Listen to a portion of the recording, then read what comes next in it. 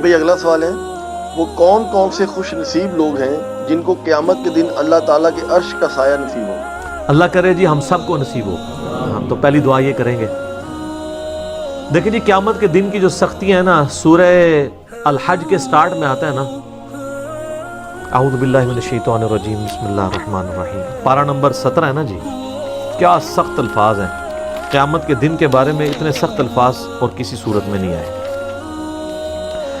یا ایھا الناس اتقوا ربکم، اے لوگو ڈر جاؤ اس اللہ سے، اپنے رب سے. ان زلزلۃ الساعۃ شیء عظیم، بے شک قیامت کا زلزلہ بہت بڑی چیز ہے. یوم ترونھا تذہل کل مرضعۃ عما ارضعت، وہ دن وہ ہے کہ جب ہر دودھ پلانے والی اپنے بچے کو بھول جائے گی، چاہے وہ جانور ہے انسان ہے. کتنی محبت ہوتی ہے ماں کو. اللہ فرما رہا ہے بھول جائے گی اپنے شیر خوار کو بھی. وَتَضَعُ كُلُّ ذَاتِ حَمْلٍ حَمْلَهَا، اور جتنی حاملہ ہے اس کا حمل بھی گر جائے گا. وَتَرَى النَّاسَ سُكَارَى، اور تم دیکھو گے کہ لوگ نشے کی حالت میں پھر رہے ہیں. وَمَا هُمْ بِسُكَارَى، حالانکہ وہ نشے کی حالت میں نہیں ہوں گے. وَلَكِنَّ عَذَابَ اللَّهِ شَدِيدٌ، بلکہ اللہ کا عذاب اتنا شدید ہوگا کہ آپ کو لوگ نشے میں نظر آئیں گے. سورہ المزمل میں آتا ہے کہ وہ دن ایسا ہے جو بچوں کو بوڑھا کر دے، غم کے مارے بوڑھے ہو جائیں. اور اتنی سختی کے عالم میں جب صحیح مسلم میں آتا ہے کہ 1.25 میل کے فاصلے پہ آگ برسا رہا ہوگا سورج، اور زمین اتنی دہک رہی ہوگی، ایسی صورتحال میں اللہ کے عرش کا سایہ کسی کو نصیب ہو جائے تو وہ آپ سمجھ لیں وہ اسی طریقے سے ہے کہ جیسے سخت گرمیوں کے موسم میں کوئی بندہ اسٹیڈیم میں میچ دیکھنے گیا اور وہ ایئر کنڈیشن والے شیشے والے باکس میں بیٹھا ہوا ہے. بیٹھا وہ بھی میچ دیکھنے ہیں اور باہر بھی میچ دیکھنے والے ہیں، لیکن دونوں کی حالت ڈیفرنٹ ہے. اللہ کے عرش کا سایہ تو اسی طریقے سے پھر آپ کے لیے جو کچھ میدان محشر میں ہو رہا ہے وہ ایک انٹرسٹ اور انجوائمنٹ سے زیادہ کچھ نہیں ہوگا، تکلیف نہیں ہوگی. اور یہ نہ سمجھیے گا کہ یہ کوئی دن ایک آدھ دن ہے. قرآن میں ہے 50,000 سال کا دن ہے سورۃ الحاقہ میں. سر دنیا کی زندگی 60-70 سال، اور وہ صرف قیامت کا دن 50,000 سال کا. ابھی وہ آخرت کا عذاب والا تو معاملہ انفینٹ باقی ہے. اگر انسان کو دنیا میں نیک زندگی گزارنے کے اوپر آخرت کے جو ایک دن ہے قیامت کا دن اس کا ریلیف بھی مل جائے، بعد میں جنت نہ بھی دی جائے، اس کی لائف ٹائم اچیومنٹ ہے. امیجن کریں نا 50,000 سال،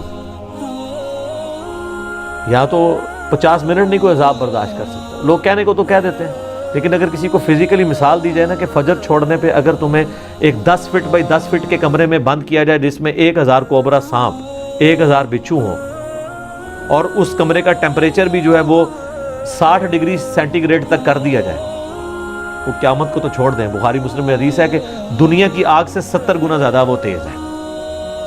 تو یہاں کوئی امیجن نہیں کرے گا کہ ایک کمرہ، اتنے سانپ، اتنے بچھو. اور یہ دنیا کے بچھو سانپ تو آپ مار بھی سکتے ہیں، آخرت کے تو آپ مار بھی نہیں سکتے، ان کو تو موت بھی نہیں آئے گی. ادھر آپ خود بھی اپنے آپ کو نہیں مار سکتے. ثم لا يموت فيها ولا يحيى، نہ تو پھر زندوں میں ہوگا نہ مردوں میں. تو ایسی صورتحال میں اگر اللہ کے عرش کا سایہ نصیب ہو جائے تو بہت بڑی کامیابی ہے. بخاری اور مسلم میں حدیث ہے کہ قیامت والے دن اللہ کے سائے کے سوا کوئی سایہ نہیں ہوگا. محدثین نے اس کی تعویل کی ہے کہ اللہ کے سائے سے مراد اللہ کے عرش کا سایہ. تو پھر آپ علیہ السلام نے فرمایا کہ البتہ 7 قسم کے لوگ ہیں جنہیں اللہ کے عرش کا سایہ نصیب ہوگا. پہلے نمبر پہ فرمایا عادل حکمران. سب سے مشکل کام ہی ہے سر. اس لیے میں کہتا ہوں کہ جو حکمران ہے یا چیف جسٹس ہے وہ اللہ کی کرسی پہ دنیا میں بیٹھا ہوا ہے، کیونکہ اللہ نے میزان نازل کیا نا. اللہ کہتا ہے کہ میں قسط قائم کرنے والا ہوں، میں نے کتابیں نازل کی اور عدل کا ترازو اتارا ہے دنیا کے اندر کہ تم انصاف کرو. انبیاء کے آنے کا مقصد یہ ہے. اللہ نے اپنے اوپر اپنی توحید کے اوپر گواہ کیا ہے انصاف کرنے والوں کو. وَأُولُو الْعِلْمِ قَائِمًا بِالْقِسْطِ، اہل علم جو انصاف پہ قائم لوگ ہیں. عادل حکمران. چلیں ہم تو اس کیٹیگری میں حکمرانی والے معاملے میں نہیں، لیکن اس کی آپ کورالریز بنائیں گے کہ آپ اگر کسی ایک علاقے کے اوپر آپ کی چھوٹی سی حکمرانی ہے، کونسلر ہے یا ایم این ہے، تو آپ اپنے اس کے اوپر اگر عدل کرنے والے ہیں، البتہ جج جو ہے نا وہ اس کو پریکٹس کر سکتا ہے کہ وہ انصاف کرے تو قیامت والے دن اللہ کے عرش کا سایہ حاصل کر لے۔ دوسرا فرمایا کہ وہ شخص جس نے جوانی میں عبادت کر لی، توبہ کی روش اختیار کر لی، در جوانی توبہ کردن شیوہ پیغمبری، بڑھاپے میں تو شیر بھی شکار کرنا چھوڑ دیتا ہے، وہ لوگوں کا بچا ہوا شکار کرتا ہے، جوانی کے اندر عبادت کرنا یہ مشکل کام ہے، کیونکہ ماں کہتی ہے میں دودھ نہیں بخشاں گی، باپ کہتا ہے جی تو جوانی جی روگ لا لیا، داڑھی رکھ لے، کہتے ہیں روگ لگا لیا، کوئی عورت پردہ شروع کر دے تو اس کو ڈرایا جاتا ہے کہ تجھے رشتہ نہیں ملے گا، اچھا کیا دنیا میں اس طرح تو گزارا کرے گی؟ جوانی میں جو روش اختیار کرے توبہ کی۔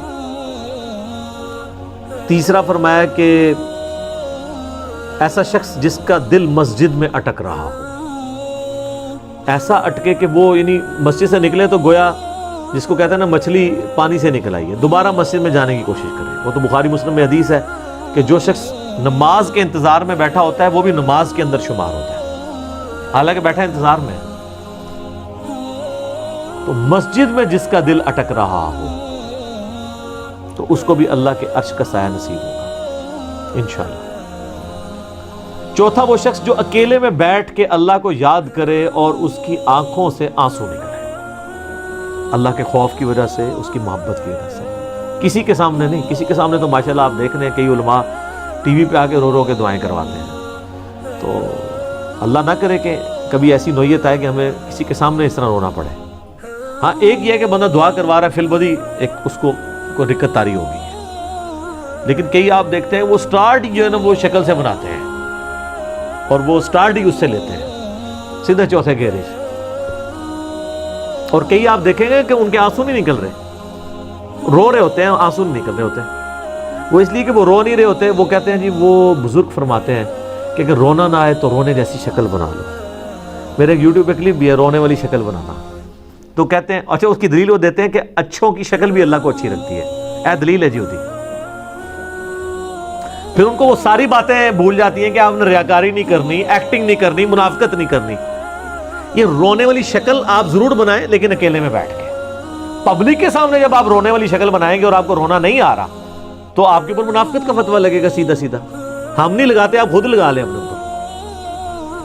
تو چوتھا وہ شخص جو اکیلے میں اللہ کو یاد کرے اور اس کی آنکھوں سے آنسو نکلے۔ پانچواں وہ شخص کہ جسے کوئی اعلیٰ نسب والی عورت برائی کی طرف مائل کرے اور وہ اللہ کے خوف سے رک جائے اور وہ کہے کہ میں اللہ سے ڈرتا ہوں، میں یہ کام نہیں کروں گا، اسے بھی قیامت والے دن اللہ کے عرش کا سایہ نصیب ہوگا۔ اور چھٹا وہ شخص کہ جو اللہ کی محبت کی وجہ سے کسی کے ساتھ دوستی رکھے، اچھا اس میں بڑے پیارے الفاظ ہیں، وہ جب بھی اس کو ملے اللہ کی محبت کی وجہ سے ملے، اور جب بھی وہ آپس میں اکٹھے ہوں تو اللہ کی محبت پر اکٹھے ہوں، اور جب بھی جدا ہوں اللہ کی محبت پہ جدا ہوں۔ جس طرح میں سمجھتا ہوں میرے ساتھ جتنے لوگ اٹیچ ہیں، ہم جب کبھی بھی اکٹھے ہوتے ہیں اللہ کے لیے اکٹھے ہو رہے ہوتے ہیں۔ اس کیٹیگری میں نے تو اللہ کے شکر میں امید کرتا ہوں کہ میں بھی اپنے بھائیوں سے، یہ میرے بھائی جو مجھ سے دوسرے شہروں سے بھی ملنے آتے ہیں نا، وہ فقط اللہ کے لیے ملنے آتے ہیں۔ تو اس کیٹیگری میں تو ہم فال کر سکتے ہیں بڑی آسانی کے ساتھ کہ جب بھی وہ اکٹھے ہوں تو اللہ کی محبت کی وجہ سے ہو۔ ذرا میرے ساتھ کسی کو کوئی منفعت تو نہیں ہے نا، مجھے کسی سے کچھ چندہ لینا ہے، میرے ساتھ جو لوگ بھی آتے ہیں وہ اس لیے آتے ہیں کہ اللہ کی وجہ سے وہ محبت رکھتے ہیں۔ تو یہ کیٹیگری آسان ہے جی، انشاءاللہ ہم بھی اپنا ایک کیٹیگری میں ہم فال کر سکتے ہیں بڑی آسانی کے، اس کے علاوہ بھی کر سکتے ہیں محنت کرنے سے۔ بہرحال میں نہیں کہتا کہ ہم پہ کوئی ایسا امتحان ہے کہ کسی عورت کے فتنے سے ہمیں گزرنا پڑے، ٹھیک ہے، اس کے بغیر ہی جو ہے نا وہ ہم اللہ تعالیٰ اس بغیر حساب و کتاب کی جنت میں داخلہ عطا فرمائے، 70,000 لوگوں میں شامل فرمائے۔ تو اللہ کے لیے جمع ہوں اللہ کی محبت پہ، اور جب جدا ہوں تب بھی اللہ کی محبت پہ، اللہ کی باتیں کرتے ہوئے اکٹھے ہوں، جدا ہوتے وقت بھی اللہ کی محبت پہ جدا ہوں۔ اچھا یہ واحد وہ بات ہے جس کے اوپر نبی علیہ السلام نے تفصیلی گفتگو کی ہے۔ یہ 7 لوگوں کو جو عرش کا سایہ نصیب ہونا ہے نا، باقی سب اجمالاً ہے، عادل حکمران، دیٹس آل، اس کی کوئی آگے تفصیلات نہیں بیان کی، ٹھیک ہے۔ اکیلے میں بیٹھ کے روئے آنسو آ جائیں، کوئی تفصیلات بیان نہیں کی۔ یہ واحد موقع ہے جہاں آپ علیہ السلام نے ڈیٹیل بات کی کہ جو لوگ اللہ کی محبت پر اکٹھے ہوں، جب بھی ملیں تو اللہ کی محبت پہ اکٹھے ہوں، اور جب جدا ہوں تو اللہ کی محبت پہ۔ وہ تو مسلم شریف میں حدیث ہے نا کہ ایک شخص اللہ کے لیے کسی دوسرے شخص کو ملنے جا رہا تھا تو انسانی شکل میں ایک فرشتہ نازل ہوا۔ اس نے کہا کدھر جا رہے ہو؟ ان کا فلاں شخص کو ملنے۔ کیوں؟ رشتہ دار ہے؟ نہیں۔ اور کوئی منفعت؟ نہیں۔ کیوں؟ اللہ کے لیے، میں صرف اللہ کے لیے اس سے محبت کرتا ہوں۔ تو فرشتہ کہنے لگا مجھے اللہ نے بھیجا ہے کہ اس کو جا کے خوشخبری تمہیں سنا دوں کہ اللہ بھی تم سے محبت کرتا ہے۔ واہ جی، کیا بات ہے! ہمارا اللہ سے محبت کرنا یہ چھوٹی چیز ہے، اللہ کا ہم سے محبت کرنا یہ بڑی چیز ہے۔ ٹھیک ہے، وہ جو مولا علی کے لیے کہتا ہوں نا، وہ جو غزوہ خیبر والی حدیث ہے بخاری مسلم کی، کل اس شخص کے ہاتھ میں جھنڈا دوں گا جو اللہ اور اس کے رسول سے محبت کرتا ہے اور اللہ اور اس کا رسول اس سے محبت کرتا ہے۔ دیکھیں اللہ رسول سے محبت کرنے والے اس وقت بھی اللہ کے فضل سے کروڑوں میں ہیں، لیکن آپ مجھے کسی ایک پہ انگلی رکھ کے کیا گارنٹی سے کہہ سکتے ہیں کہ اس سے اللہ اور اس کا رسول بھی محبت کرتا ہے؟ صرف اس نے ظاہر نہیں رکھ سکتے، لیکن میں کئی لوگوں کے بارے میں گارنٹی دے سکتا ہوں کہ وہ اللہ اور اس کے رسول سے محبت کرتے ہیں، واقعی کرتے ہیں، چاہے ان کے نفس میں سستی بھی ہو۔ یہ کمال نہیں ہے، کمال یہ ہے کہ ادھر سے بھی محبت آئے، ایک طرف سے نہ محبت چلتی رہے۔ تو 6 بندے ہو گئے تھے، اور 7واں یہ ہے کہ جو دائیں ہاتھ سے صدقہ کرے اور بائیں کو خبر نہ ہو۔ اچھا یہ بھی آسان کام، کوئی مشکل کام، کسی بھی غریب کی مدد کی جائے۔ ابھی یہ جو کورونا کے دن چل رہے ہیں، آپ دیکھیں کئی لوگوں کے کاروبار اجڑ گئے ہیں، ان کے لیے بیسک نیڈز کو میٹ کرنا مشکل ہو گیا ہے، تو آپ اگر ان کے لیے مدد کر سکتے ہیں۔ لیکن یہ ہے کہ بھی اپنے اپنے رشتہ دار، اپنے اپنے جو قریبی محلے دار ہیں، ہر بندے نے اس کو دیکھنا ہے، وہ اس کی ذمہ داری ہے۔ تو اللہ کا شکر ہے، ہم تو اپنے طور پہ جہاں تک ہو سکتا ہے، جو ہمارے اللہ تعالیٰ نے جتنی وسعت دی ہے، کوشش کرتے ہیں، لوگوں کو ترغیب بھی دلاتے ہیں۔ تو یہ 7 کے 7 لوگ جو ہیں، وہ کوئی بھی ان میں سے کسی ایک کیٹیگری میں فال کر گیا تو اسے اللہ کے عرش کا سایہ نصیب ہوگا۔ لیکن اس کے ساتھ یہ لازمی چیز ہے کہ وہ باقی معاملات کو بھی لے کے چلتا ہو۔ یہ نہیں ہے کہ وہ اللہ کی راہ میں صدقہ اور خیرات تو کر رہا ہے، نماز کوئی نہیں پڑھ رہا۔ یہ احادیث میں جتنے فضائل آتے ہیں نا، یہ اس شخص کے لیے ہوتے ہیں جس نے بیسک ڈیٹم لیول اچیو کیا ہوتا ہے۔ مثلا اگر میں آپ کو کہوں کہ آپ پاکستان میں کاروبار شروع کریں گے، اس کے لیے یہ شرائط ہیں، تو یہ انڈرسٹوڈ ہوگا کہ آپ کو جو آئین پاکستان جس چیز کا اختیار دیتا ہے، اس کے اندر اگر آپ فال کر رہے ہیں۔ مثلا میں کہوں کہ ہاں بینک میں اکاؤنٹ کھول سکتے ہیں، اب یہ انڈرسٹوڈ ہے کہ اگر آپ کے پاس پاکستان کا شناختی کارڈ ہے، شناختی کارڈ کے بغیر اکاؤنٹ نہیں کھولتا، ٹھیک ہے، یہ انڈرسٹوڈ ہے۔ اب آپ نہیں کہہ سکتے نہیں میں پاکستان کا شہری ہوں، سب کچھ ہوں، میرا اکاؤنٹ کھولنا چاہیے، نہیں، شناختی کارڈ اس کے لیے شرط ہے۔ اسی طریقے سے نماز شرط ہے مسلمان ہونے کے لیے۔ قرآن میں آیا نا، منیبین الیہ، اللہ کی طرف رجوع لانے والے بنو، وَأَقِیمُوا الصَّلَاةَ، اور نماز کو قائم رکھو، وَلَا تَكُونُوا مِنَ الْمُشْرِكِينَ، اور مشرکوں میں سے نہ ہو جاؤ۔ یعنی جو نماز نہیں پڑھتا اللہ کے نزدیک وہ کیا ہے؟ مشرک۔ اور مسلم شریف میں حدیث ہے 246 نمبر، بندے کے کفر اور اسلام، شرک اور ایمان کے درمیان فرق نماز ہے۔ لہٰذا یہ جتنی احادیث میں فضائل یا قرآن پاک میں فضائل آئے ہیں کہ آپ کو یہ کرنے کے اوپر یہ مل جائے گا، یہ مشروط ہیں کہ آپ ڈیٹم لیول کا دین پریکٹس کیے ہوئے ہیں۔ اگر آپ نے وہ نہیں کیا ہوا، پھر کوئی فضیلت نہیں آپ کے لیے۔ سبحان اللہ کے اوپر 10 نیکیاں آپ کو تبھی ملنی ہے جب آپ یہ باقی کام بھی کر رہے ہیں۔ وہ کہتے ہیں نا نہیں، سبحان اللہ و بحمدہ 100 دفعہ پڑھ لیں تو سمندر کی جھاگ کے برابر بھی گناہ معاف ہو جائیں گے۔ نماز نہ پڑھے بے شک، اس طرح نہیں ہوگا۔ اس کو سپورٹی وہ مسلم شریف کی حدیث ہے، اگر کبیرہ گناہوں سے بچا جائے تو ایک جمعے سے دوسرا جمعہ، ایک رمضان سے دوسرا رمضان، اور ایک نماز سے دوسری نماز درمیان کے تمام گناہوں کا کفارہ ہے۔ یہ حضور علیہ السلام نے کلیئر کر دیا، اگر کبیرہ سے بچا جائے۔ اگر کوئی کہ جی میں ایک جمعہ پڑھ لوں اگلا جمعہ پڑھ لوں، تو حضور نے کیا کہا؟ کبیرہ گناہوں سے۔ تو نماز چھوڑنے سے بڑا کوئی کبیرہ گناہ ہے؟ شرک کے بعد دنیا میں سب سے بڑا گناہ نماز چھوڑنا ہے۔ اچھا، ایک رمضان سے دوسرا رمضان، پھر تو لوگ ہیں کہ بس رمضان میں نمازیں پڑھ لو، روزے رکھ لو، اگلے رمضان میں کر لو، بیچ والے سارے معاف، جس طرح اکثریت مسلمانوں کی ہے۔ لیکن حضور نے کہا اگر بیچ میں کوئی کبیرہ گناہ نہیں کیا، اور ایک نماز سے دوسری نماز درمیان کے گناہوں کا کفارہ ہے اگر کبائر سے بچا جائے۔ کبیرہ گناہوں کی توبہ جو ہے صرف معافی سے ہوگی، وہ آٹومیٹکلی معاف نہیں ہوتے ہیں نیکیوں کے اگینسٹ، بلکہ وہ توبہ کرنے سے، اپنی اصلاح کرنے سے معاف ہوتے ہیں۔ لہذا جتنے فضائل قرآن و حدیث میں آئے نا کہ آپ کو یہ پڑھنے سے یہ ملے گا، یہ پڑھنے سے یہ ملے گا، یا یہ 7 لوگوں کو اللہ کے عرش کا سایہ ملے گا، یہ سبجیکٹڈ ٹو وہ ساری چیزیں ہیں۔ ورنہ تو یہاں پہ لوگ کتنے دسترخوان چلا رہے ہیں اور وہی سمجھ رہے ہیں کہ ہم کچھ بھی نہ کریں، بے شک حرام کے مال سے دسترخوان چلا رہے ہیں تو ہمیں اللہ تبارک و تعالیٰ قیامت الدین اللہ کے عرش کا سایہ دے دے گا۔ نہیں۔ یا ایک بندہ کہتا ہے میں اکیلے میں بیٹھ کے اللہ کو یاد کیا اور رو دیا، پھر سال بعد جو ہے وہ ایک عید کی نماز پڑھ لی، تو مجھے اللہ کے عرش کا سایہ مل جائے گا؟ نہیں، یہ تب ملے گا جب آپ نے وہ بیسک ساری اچیو کی ہوں گی، اور یہ انڈرسٹوڈ ہوتا ہے۔ اس سے بڑی کیا انڈرسٹوڈ چیز ہو کہ بخاری اور مسلم میں جو کتاب الایمان چیپٹر ہے، دونوں میں حدیث ہے کہ اسلام کی بنیاد 5 چیزوں پہ ہے۔ آپ مجھے بتائیں، آپ کہتے ہیں کہ میں نے ایک بلڈنگ کھڑی کی لیکن اس کی بنیاد کوئی نہیں ہے۔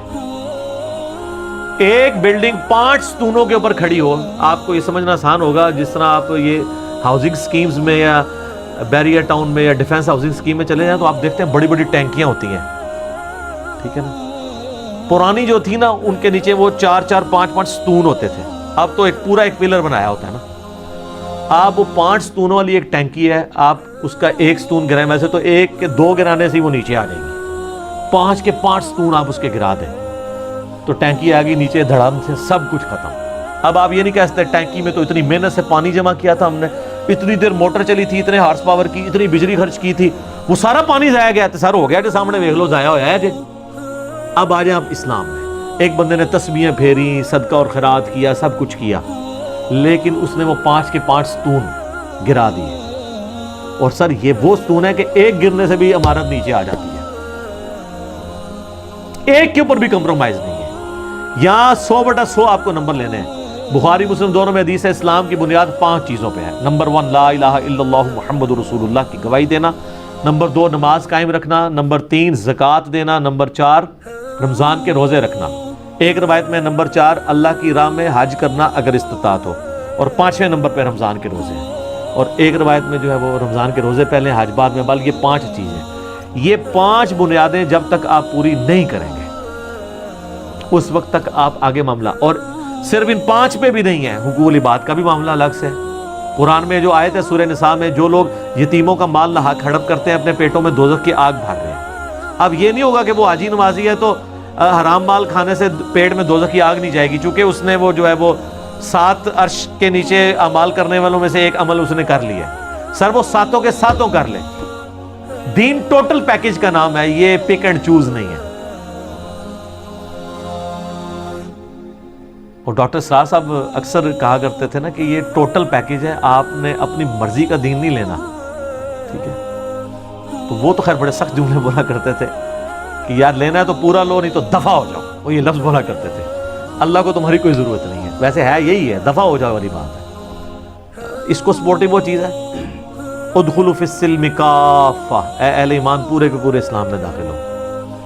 بلکہ اللہ نے تو منافقین کی روش یہ کہی ہے کہ جب حالات سازگار ہوتے ہیں تو وہ تمہارے ساتھ چلتے ہیں، اور جب برے حالات ہوتے ہیں پیچھے ہٹ جاتے ہیں۔ سورہ الحج میں ہی آیا ہے کہ بعض لوگ ہیں وہ دین میں کنارے کنارے پہ چلنے چاہتے ہیں کہ سب کچھ ہیپی ہیپی چلتا ہو، جیسے ہی ذرا تکلیف ہو پیچھے ہو کے بیٹھ جاتے ہیں، کیونکہ تکلیف کے ساتھ معاملات کو لے کے چلنا بہت آسان ہے۔ جیسے ہی مشکل وقت، یہ تکلیف کے ساتھ معاملات کو لے کے چلنا بہت مشکل کام ہے، سوائے ان لوگوں کے لیے جن کو اللہ تعالیٰ توفیق دیتا ہے۔ اس لیے میں کہتا ہوں اے سی والے کمروں میں، اے سی والی مسجد میں بیٹھ کے زہد و ورا کی باتیں کرنا، اور صحابہ کرام کے جناب وہ یرموک اور قادسیہ کے واقعات سنانا کہ جی وہ اتنے ان کو زخم آئے اور یہ ہوا، کیونکہ مجھے تو کوئی زخم نہیں آ رہا، مجھے تو مچھر بھی نہیں کاٹے گا، میں نے تو وہ الیکٹرک وہ لگایا ہوا ہے ادھر مچھر مارنے والا، اور اس سے پہلے اسپرے بھی کروایا ہوا ہے، تو میں ادھر بے شک کہتا ہوں ٹھیک ہے، یہاں بیٹھ کے میں قادسیہ یرموک لڑتا رہوں، کوئی مسئلہ نہیں ہے۔ مشکل وقت میں معاملات کو لے کے چلنا یہ ذرا مشکل کام ہے، ٹھیک ہو گیا۔ جزاک اللہ۔